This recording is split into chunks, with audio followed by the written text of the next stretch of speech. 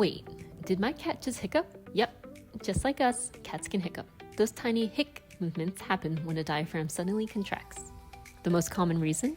Eating too quickly or swallowing air during meals. But hiccups can come on suddenly and randomly. Most hiccups disappear within a few minutes and don't need any treatment. But if your cat keeps hiccuping for hours, has trouble breathing, coughs, or seems unwell, it's time to see your veterinarian. Let us know your cat's funniest hiccup story, or admit you thought it was a sneeze.